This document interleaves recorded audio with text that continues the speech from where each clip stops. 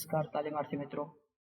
ઔદ્યોગિક તાલીમ સંસ્થા રાજકોટથી હું આશિષ ગોરવાડિયા, ઇન્સ્ટ્રક્ટર એમ્પ્લોયબિલિટી સ્કિલ્સ. આજના સેશનમાં આપ સૌનું હાર્દિક સ્વાગત કરું છું.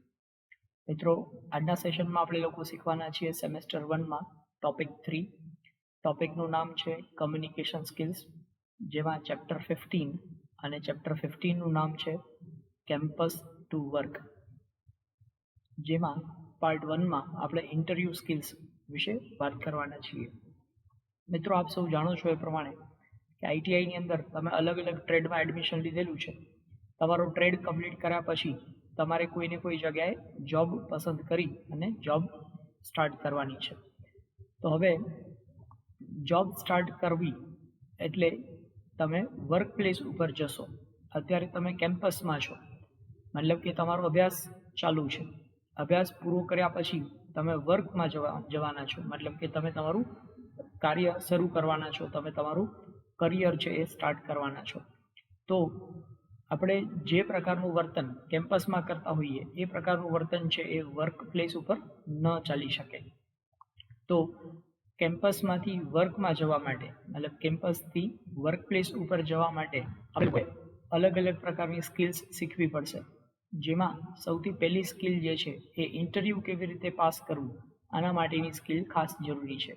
તો ઇન્ટરવ્યૂ પાસ કરવા માટે આપણી અંદર કેવા કેવા પ્રકારની સ્કિલ્સ હોવી જોઈએ, અથવા તો ઇન્ટરવ્યૂ આપતી વખતે આપણે કઈ કઈ બાબતોનું ધ્યાન રાખવાનું છે, આના વિશેની વાત આપણે આ પાર્ટમાં શીખવાના છીએ.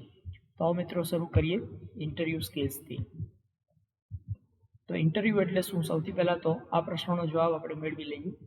ઇન્ટરવ્યૂ કોઈ પણ કાર્યસ્થળે કોઈ પણ પદ માટે સંભવિત ઉમેદવારોને રૂબરૂ બોલાવી પ્રશ્નો, વાતચીત કે ટેસ્ટ દ્વારા મૂલ્યાંકનની પ્રક્રિયામાંથી પસાર કરી પદ માટે સૌથી વધુ યોગ્ય ઉમેદવારની પસંદગી કરવાની પ્રક્રિયા એને ઇન્ટરવ્યૂ કહેવાય છે. તો જ્યારે કોઈ પણ પોસ્ટ માટે ઉમેદવારોની જરૂરિયાત હોય તો કંપની દ્વારા ઘણા બધા ઉમેદવારોને બોલાવીને તેમને પર્સનલ 1-to-1 એમની પાસે જે નોલેજ છે, એમની પાસે જે સ્કિલ છે, જે આવડત છે, એના વિશેના પ્રશ્નો પૂછવામાં આવતા હોય છે. અને આ પ્રશ્નોના જવાબ ઉપરથી એ ગોતવામાં આવે કે કયો ઉમેદવાર છે સૌથી શ્રેષ્ઠ છે. તો આમ પ્રશ્ન પૂછીને ઉમેદવારોને પસંદ કરવાની જે પ્રક્રિયા છે, આ પ્રક્રિયાને ઇન્ટરવ્યૂ તરીકે ઓળખવામાં આવે છે. ગુજરાતીમાં ઇન્ટરવ્યૂ એને સાક્ષાત્કાર આવા નામથી ઓળખવામાં આવે છે. જેમાં ઇન્ટરવ્યૂ લેનાર વ્યક્તિ એના દ્વારા ઇન્ટરવ્યૂ આપનાર વ્યક્તિને અલગ અલગ પ્રકારના પ્રશ્નો પૂછી અને તેની લાયકાત અને તેના નોલેજ વિશે તપાસવામાં આવતું હોય છે. અભ્યાસ પૂર્ણ કરી વ્યવસાયમાં જોડાવા ઈચ્છતા દરેક લોકો, જે બિન અનુભવી લોકો છે એટલે કે ફ્રેશર કેન્ડિડેટ્સ છે, તેવા ઉમેદવારો, વધુ સારા પદ માટે તરક્કી કરવા ઈચ્છતા અનુભવી ઉમેદવારો, આ બધા લોકોને ઇન્ટરવ્યૂની પ્રક્રિયામાંથી તો હંમેશા પસાર થવાનું જ હોય છે. એટલે જે ફ્રેશર કેન્ડિડેટ્સ છે, જે લોકોને ફર્સ્ટ ટાઈમ જોબ મેળવવી છે, એ લોકોને પણ ઇન્ટરવ્યૂ આપવું પડશે. અથવા તો જે અનુભવી લોકો છે એ વધુ સારી જોબ ગોતવા માગે છે, વધુ સારા પદ ઉપર જવા માગે છે, તો એ લોકોએ પણ ઇન્ટરવ્યૂ તો આપવાનું જ રહે છે. ઇન્ટરવ્યૂ માટે અપેક્ષિત અને ઉપયોગી મેનર્સ અથવા તો એટિકેટ્સ જેને કહીએ, તો ઇન્ટરવ્યૂ તમે બહુ સરળ રીતે, સારી રીતે પસાર કરી શકો એના માટે અહીંયા કેટલાક મેનર્સનું લિસ્ટ તમને આપેલું છે. જો આ મેનર્સ તમે તમારી અંદર ડેવલપ કરશો, જો આ પ્રકારની સ્કિલ્સ તમે શીખશો, તો તમે ઇન્ટરવ્યૂ છે એ સરળતાથી પાસ કરી શકશો. તો એક પછી એક આપણે જોતા જઈએ કયા કયા મેનર્સ આપણી અંદર ડેવલપ કરવાની જરૂર છે. તો સૌથી પહેલું તો ઇન્ટરવ્યૂ માટે જતા હોય ત્યારે તમારો દેખાવ છે સ્વચ્છ, સુઘડ વસ્ત્રો પહેરવાના છે, ક્લીન શેવ કરીને જવાનું છે, અને ઇન્ટરવ્યૂમાં તમારા વાળ છે એકદમ સાદાઈથી સરસ રીતે ઓળેલા હોય તેની ખાસ કાળજી રાખવાની છે. સાથે સાથે તમે ધારણ કરેલી કે સાથે રાખેલી જે વસ્તુઓ છે, જેવી કે પુરુષો માટે આપણે વાત કરીએ તો ટાઈ છે, બેલ્ટ, મોજા, બેગ, અને મહિલાઓના સંદર્ભે અલગ અલગ પ્રકારના દાગીના પહેરેલા હોય, પર્સ કે શૂઝ, સેન્ડલ તથા હાથરૂમાલ રાખેલી જે વસ્તુઓ છે, આવી બધી વસ્તુઓ કાર્યસ્થળને યોગ્ય અને અનુરૂપ હોવી જોઈએ. એવું ન થવું જોઈએ કે તમારી બેલ્ટ કે ટાઈ છે એકદમ ડિસ્ટ્રેક્ટ કરે એવા પ્રકારની હોય, અથવા તમે શૂઝ પહેરેલા હોય એ રંગબેરંગી શૂઝ પહેરેલા હોય, અથવા તમારી પાસે જે બેગ હોય એ આમ કલરફુલ ડિસ્ટ્રેક્ટ કરી શકે એવા પ્રકારની બેગ હોય, તો આવું એ બિલકુલ યોગ્ય નથી. એટલે તમારા કાર્યસ્થળને અનુરૂપ જે પ્રોફેશનલ ચીજ વસ્તુઓ છે એને જ તમારી સાથે રાખવાની છે. ત્યારબાદ વધુ પડતા ફેશનેબલ થઈને ઇન્ટરવ્યૂ આપવા કદી ન જશો. ઇન્ટરવ્યૂમાં પ્રોફેશનલ ડ્રેસિંગ હોવું જોઈએ, એકદમ ફેશનેબલ. તમે કોઈ પાર્ટીમાં જતા હોય એવા પ્રકારના પાર્ટી વેર પહેરીને ઇન્ટરવ્યૂમાં બિલકુલ જવાનું નથી. ત્યારબાદ સમયથી ઓછામાં ઓછા 10 મિનિટ વહેલા ઇન્ટરવ્યૂ સ્થળે પહોંચી જાઓ. આમ કરવાથી તમને ત્યાં પહોંચીને સ્વસ્થ થવાનો સમય મળશે. ઇન્ટરવ્યૂનો જે સમય હોય એ સમયથી ઓછામાં ઓછા 10 મિનિટ પહેલાં ત્યાં પહોંચી જવાનું, જેથી કરીને તમે સ્થળ ઉપર પહોંચીને નિરાંત અનુભવી શકો, સ્વસ્થ થઈ શકો અને ત્યારબાદ તમારો ઇન્ટરવ્યૂમાં ટર્ન આવે ત્યારે તમે ઇન્ટરવ્યૂ આપી શકો.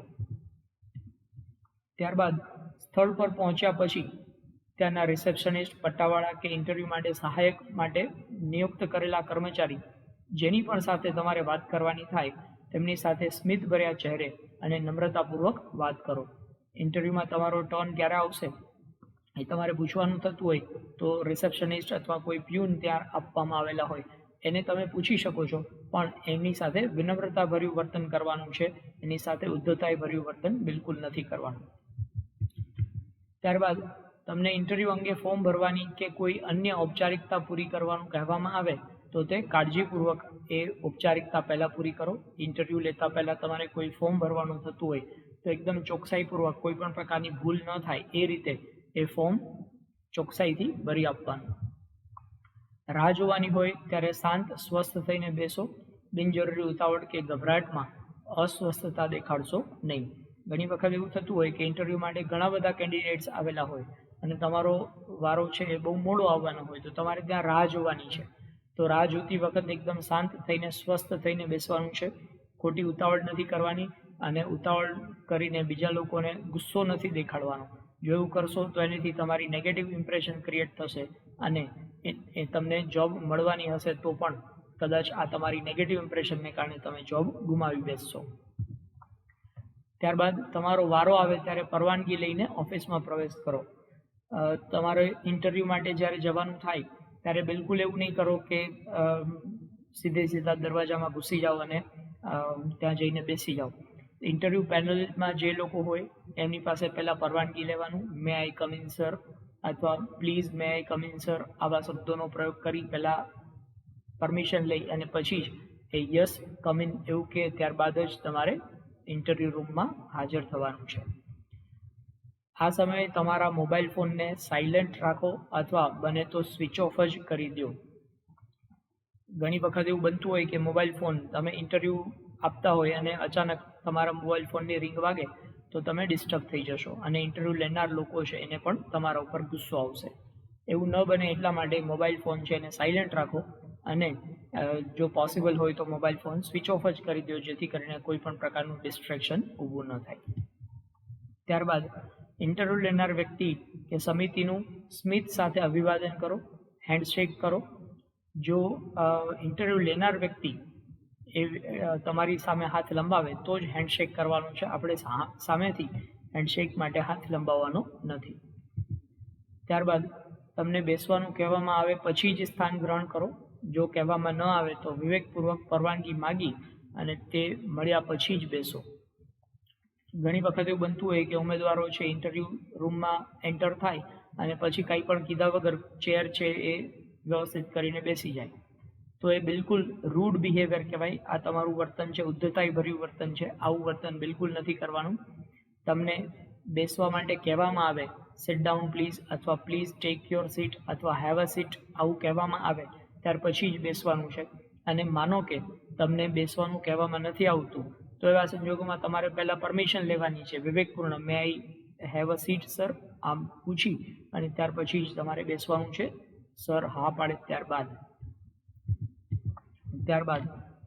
જો તમને ઇન્ટરવ્યૂ લેનાર વ્યક્તિ કે વ્યક્તિઓનો પરિચય આપવામાં આવે તો ધ્યાનથી સાંભળો અને યોગ્ય અભિવાદન કરો.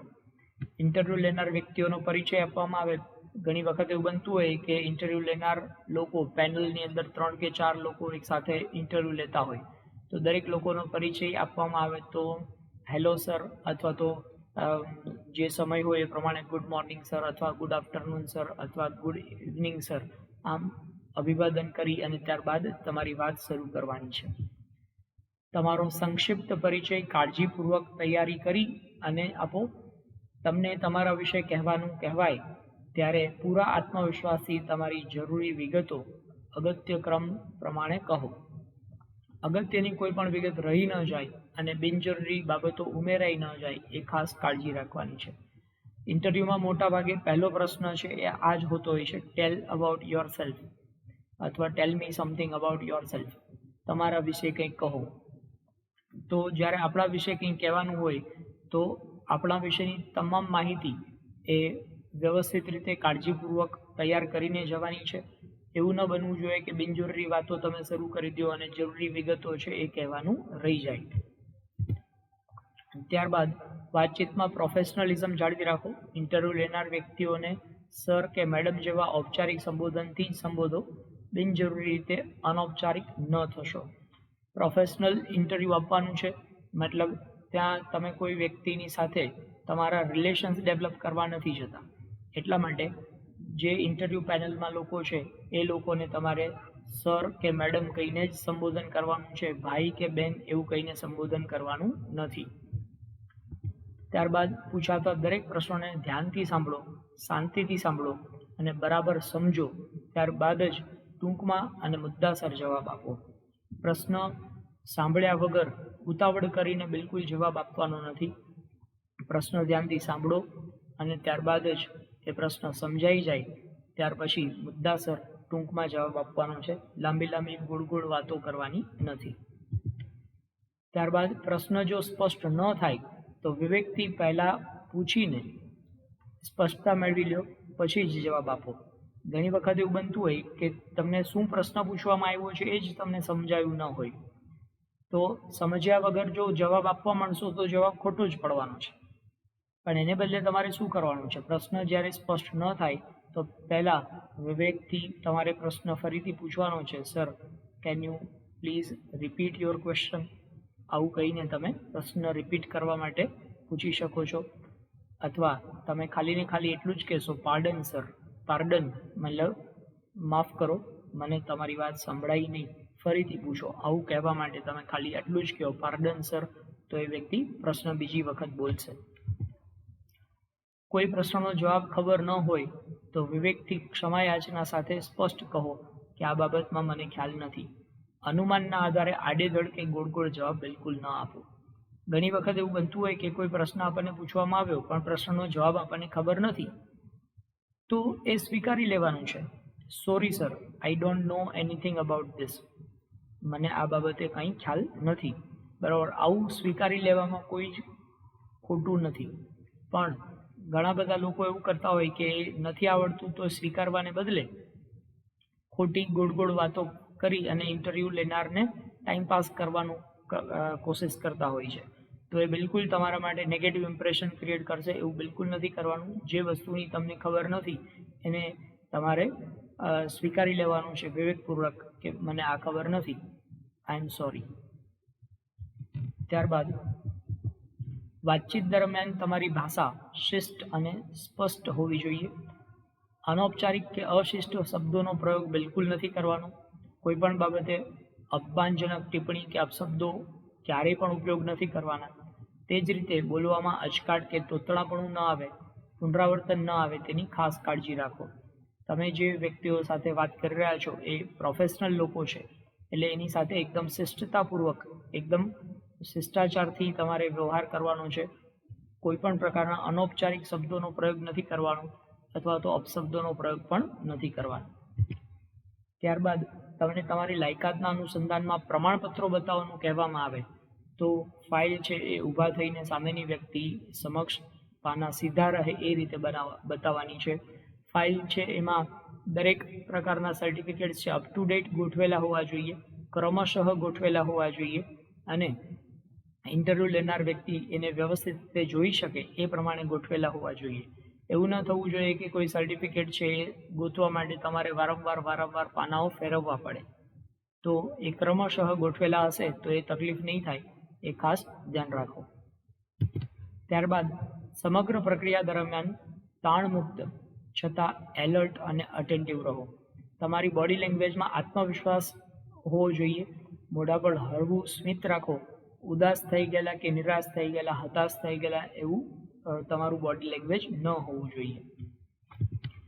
કોઈ પણ બાબતમાં હંમેશા પૂર્વ નિશ્ચિત સ્વરૂપે જ આકાર લે એવું જીવનમાં બનતું નથી. આથી સંપૂર્ણ તૈયારી રાખો કે ઇન્ટરવ્યૂમાં ઉપસ્થિત થયા હો તો અપરિચિત અણધારી સ્થિતિ ઊભી થાય એમ પણ બને. તો આપણે જેવું ધારીએ છીએ એ જ પ્રકારે ઇન્ટરવ્યૂ લેવામાં આવશે અને આપણને કોઈ તકલીફ નહીં જ પડે એવું ક્યારેય ન બને.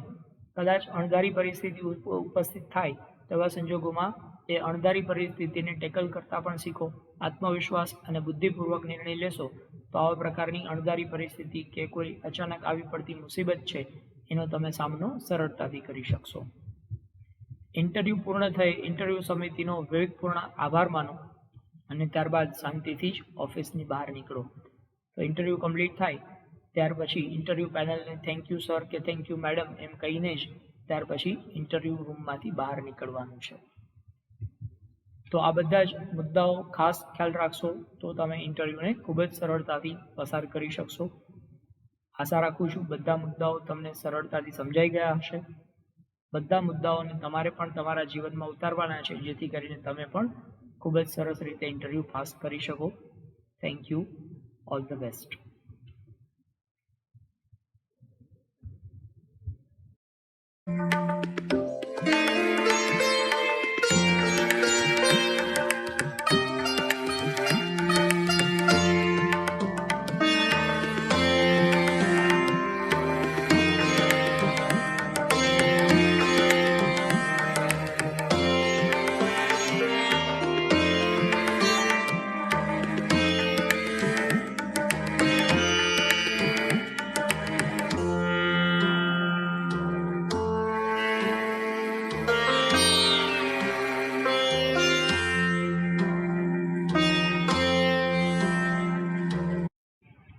નમસ્કાર તાલીમાર્થી મિત્રો. ઔદ્યોગિક તાલીમ સંસ્થા રાજકોટથી હું આશિષ ગોરવાડિયા, ઇન્સ્ટ્રક્ટર એમ્પ્લોયબિલિટી સ્કિલ્સ. આજના સેશનમાં આપ સૌનું હાર્દિક સ્વાગત કરું છું. મિત્રો, આપણે લોકો શીખી રહ્યા છીએ સેમેસ્ટર 1માં ટોપિક 3. ટોપિકનું નામ છે કમ્યુનિકેશન સ્કિલ્સ, જેમાં ચેપ્ટર 15 અને ચેપ્ટર 15નું નામ છે કેમ્પસ ટુ વર્ક. પાર્ટ 2 આપણે ભણી રહ્યા છીએ. પાર્ટ 1માં ઇન્ટરવ્યૂ આપતી વખતે કઈ કઈ બાબતોનું ધ્યાન રાખવું જોઈએ અને તમે સરળતાથી ઇન્ટરવ્યૂ કેવી રીતે પસાર કરી શકો, ઇન્ટરવ્યૂમાં તમારો દેખાવ શ્રેષ્ઠ કરી શકો એના માટેના મુદ્દાઓ આપણે ભણી ગયા. હવે પાર્ટ 2માં આપણે ઇન્ટરવ્યૂ ડ્રેસ કોડ વિશે ભણવાના છીએ. મતલબ ઇન્ટરવ્યૂ આપવા જતી વખતે તમારો ડ્રેસ, તમારો પોશાક કેવો હોવો જોઈએ એના વિશે ઉદાહરણ સાથે આપણે અહીંયા ભણવાના છીએ. તો મિત્રો શરૂ કરીએ. Dress code four interview. હવે મેલ મેમ્બર્સ માટે એટલે પુરુષ ઉમેદવારો માટે ડ્રેસ કોડ કેવો હોવો જોઈએ, તો અહીંયા તમારી સમક્ષ 2 ચિત્રો રજૂ કર્યા છે. તમને લોકોને સ્પષ્ટતાથી જ ખ્યાલ આવી જશે કે ઇન્ટરવ્યૂમાં કેવો પોશાક હોવો જોઈએ. તો અહીંયા તમારા સ્ક્રીનમાં ડૂઝ લખેલું છે, મતલબ કે આ પ્રકારનો પોશાક હોવો જોઈએ. અને આ સાઈડ તમે જોઈ શકો છો ડોન્ટ્સ, એટલે ઇન્ટરવ્યૂમાં આવો પોશાક બિલકુલ પહેરવાનો નથી. તો આ બધું જે છે એ પિકનિકમાં કે પાર્ટીમાં તમે ગયા હોય અથવા તમે તમારા ફ્રેન્ડ્સની સાથે આઉટિંગ ઉપર ગયા હોય ત્યારે આ પ્રકારનો પોશાક તમે પહેરો તો એ યોગ્ય છે. પરંતુ ઇન્ટરવ્યૂમાં જ્યારે તમે જાઓ છો ત્યારે તમારો પોશાક છે આ પ્રોફેશનલ ડ્રેસિંગ જ હોવું જોઈએ. તમે જોઈ શકો છો ડૂઝમાં નો ઇયરિંગ્સ, એટલે કાનમાં કોઈ પણ પ્રકારના ઇયરિંગ્સ પહેરવાના નથી. ઘણા બધા લોકોને કાનમાં ડાયમંડ પહેરવાની કે કોઈ અલગ અલગ પ્રકારના બુટિયા પહેરવાની આદત હોય, તો એવું બિલકુલ નથી કરવાનું. બીજું, silk necktie with conservative pattern. Necktie tie પહેરીને જવાનું છે જો ઉપલબ્ધ હોય તો, બાકી એ ફરજિયાત નથી. તો ટાઈ છે સિલ્કની નેકટાઈ, અને એ કન્ઝર્વેટિવ પેટર્ન એટલે ટ્રેડિશનલ નેકટાઈ હોવી જોઈએ, પ્લેન હોય અથવા તો એ લાઇનિંગવાળી ટાઈ હોઈ શકે, પણ એમાં પણ રંગબેરંગી ટાઈ પહેરવાની નથી. ત્યારબાદ shirt cuffs show only slightly at the wrist. Shirt જે છે, શર્ટની બાજુના કફ જે કહેવાય એ કફ છે એ સ્લાઇટલી દેખાતા હોવા જોઈએ, બરાબર. ત્યારબાદ કન્ઝર્વેટિવ 2 પીસ સૂટ. જો તમે કોટ અને પેન્ટ નથી પહેરી શકતા તો એવા સંજોગોમાં તમારે પેન્ટ શર્ટનો જ ઉપયોગ કરવો જોઈએ અને પેન્ટ શર્ટની સાથે તમે ટાઈ પહેરશો તો એ ચાલશે. Shoes dark shoes with dark shocks હોવા જોઈએ, બરાબર. પ્રોફેશનલ શૂઝ જ પહેરવાના છે, અહીંયા સ્પોર્ટ્સ શૂઝ પહેરીને જવાનું નથી. ત્યારબાદ ડોન્ટ્સમાં આપણે જોઈએ તો તમે જોઈ શકો છો શું નહીં કરવાનું. તો જુઓ અહીંયા facial hair should be neat and trimmed. અહીંયા શેવિંગ પ્રોપરલી કરેલું હોવું જોઈએ, બરાબર. જો તમે બિયર્ડ એટલે કે દાઢી રાખતા હોય તો એ પ્રોપરલી ટ્રીમ કરેલી હોવી જોઈએ. ફેશનમાં તમે કદાચ દાઢી રાખી પણ શકો પણ એ પ્રોપરલી ટ્રીમ કરેલું હોવું જોઈએ, પ્રોપર શેપ આપેલો હોવો જોઈએ, બરાબર. બને ત્યાં સુધી તો ક્લીન શેવ કરીને જાઓ એ જ વધારે યોગ્ય છે. ત્યારબાદ અવોઇડ ડિસ્ટ્રેક્ટિંગ ઓર બિઝી પેટર્ન્સ. આ પ્રમાણેનું ટી શર્ટ જે છે ડિસ્ટ્રેક્ટિંગ પેટર્નવાળું ટી શર્ટ છે એ બિલકુલ પહેરીને જવાનું નથી. ત્યારબાદ નો રોલ્ડ અપ પેન્ટ્સ. પેન્ટના પાંચા આવી રીતે ચડાવેલા બિલકુલ ન હોવા જોઈએ. Don't forget socks. સોક્સ પહેરવાનું બિલકુલ ભૂલતા નહીં. શૂઝ પહેરેલા હોય પણ સોક્સ ન પહેરેલા હોય તો એ પણ એક બેડ ઇમ્પ્રેશન ક્રિએટ કરે છે. તો આમ મેલ મેમ્બર્સ માટે ઇન્ટરવ્યૂમાં શું હોવું જોઈએ અને શું ન હોવું જોઈએ એના વિશે વાત કરી આપણે. એવી રીતે ફિમેલ મેમ્બર્સ માટે આપણે વાત કરીએ. ફિમેલ મેમ્બર્સ છે એ લોકોએ ઇન્ટરવ્યૂ વખતે કેવા પ્રકારનું ડ્રેસિંગ કરવું જોઈએ તો એમાં પણ સેમ વે અહીંયા ડૂઝ અને ડોન્ટ્સ આપેલા છે. તો પહેલી વાત કરીએ જ્વેલરી ઇન મોડરેશન. જો તમે નેકલેસ કે ચેઇન પહેરતા હોય તો એકદમ લાઇટ, એકદમ વધારે ડિસ્ટ્રેક્ટ કરે એવા પ્રકારનો નેકલેસ કે એવો ચેઇન બિલકુલ નથી પહેરવાનો. એકદમ લાઇટ જ્વેલરી તમે યુઝ કરી શકો. કન્ઝર્વેટિવ 2 પીસ સૂટ તમે યુઝ કરી શકો જેની અંદર તમે શર્ટ અને પેન્ટનો ઉપયોગ કરી શકો અથવા તો શર્ટ અને એની સાથે સ્કર્ટનો ઉપયોગ કરી શકો. જો સ્કર્ટનો ઉપયોગ કરતા હોય તો આ સંજોગોમાં સ્કર્ટ છે ની લેન્થનું હોવું જોઈએ, મતલબ કે ઢીંચણથી નીચે સુધીનું સ્કર્ટ હોવું જોઈએ. શોર્ટ સ્કર્ટ પહેરીને જવાનું નથી. Hosiery at or near skin colour. Socks તમે પહેરેલા હોય તો સ્કિન કલર સોક્સ પહેરો અને શૂઝ જે છે એ ડાર્ક શૂઝ હોવા જોઈએ. હવે શું ન હોવું જોઈએ એના વિશે વાત કરીએ. ઇન્ટરવ્યૂ ડોન્ટ્સમાં તમારા ડ્રેસ કોડમાં આવું ન હોવું જોઈએ. લાઈક નેકલેસ તમે જોઈ શકો છો અહીંયા 2 લાર્જ નેકલેસ છે, ડિસ્ટ્રેક્ટિંગ નેકલેસ, તો આવો બિલકુલ નથી પહેરવાનો. નો બ્રાઇટ કલર પેટર્ન્સ. એકદમ રંગબેરંગી ભપકાદાર શર્ટ કે ટી શર્ટ બિલકુલ નથી પહેરવાના.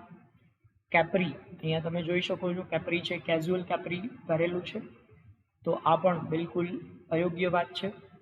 અને ત્યારબાદ શૂઝ તમે જોઈ શકો છો ઓપન ટોડ શૂઝ, આવા શૂઝ બિલકુલ પહેરવાના નથી. તો ફિમેલ મેમ્બર્સ માટે પણ આપ લોકોને બરોબર ખ્યાલ આવી ગયો હશે કે ઇન્ટરવ્યૂ ડ્રેસ કોડ કેવો હોવો જોઈએ. ત્યારબાદ developing strong professional network. Job search કરવા માટે પ્રોફેશનલ નેટવર્ક તમારી સાથે હોય તો જોબ છે એ સરળતાથી મળી શકે અથવા તો તમે ઝડપથી તમારા માટે યોગ્ય હોય એવી જોબ ગોતી શકો. તો પ્રોફેશનલ નેટવર્ક આપણે કેવી રીતે ડેવલપ કરી શકીએ એના માટે અહીંયા સ્ટેપ્સ આપેલા છે. આ સ્ટેપ્સને જો તમે ફોલો કરશો તો તમારું નેટવર્ક છે બહુ વાઇડ નેટવર્ક, બહુ વિસ્તૃત નેટવર્ક તમે બનાવી શકશો અને આ વિસ્તૃત નેટવર્કથી જોબ સર્ચ કરવામાં પણ તમને સરળતા રહેશે. તો સૌથી પહેલું તો વ્યવસાય સાથે જોડાયેલા વ્યક્તિઓ કે નોકરીદાતાઓનો સતત સંપર્ક કરો. તમે જે વ્યવસાયમાં છો, દાખલા તરીકે તમે ડીઝલ મિકેનિકનો કોર્સ કરેલો છે અથવા તો તમે મોટર મિકેનિકનો કોર્સ કરેલો છે અથવા તો તમે ઇલેક્ટ્રિશિયન કે મશીનિસ્ટનો કોર્સ કરેલો છે, તો તમે જે ફિલ્ડમાં છો એ ફિલ્ડના અલગ અલગ નોકરીદાતાઓ એટલે કે અલગ અલગ કંપનીઓ કે પેઢીઓ છે એના સતત સંપર્કમાં રહો તો તમારા માટે નોકરી ગોતવી એ એકદમ ઝડપી અને સરળ કામ બની શકશે. ત્યારબાદ ઓનલાઈન નેટવર્કિંગ વેબસાઇટ જેવી કે ઓજસ, નોકરી.com, લિંક્ડઇન આ પ્રકારની વેબસાઇટ ઉપર સર્ફિંગ કરતા રહો.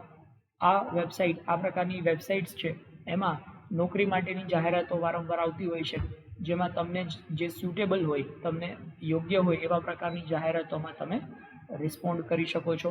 એમાં તમારી રિઝ્યુમ અથવા તો તમારો બાયોડેટા અપલોડ કરીને તમે નોકરી મેળવી શકો છો.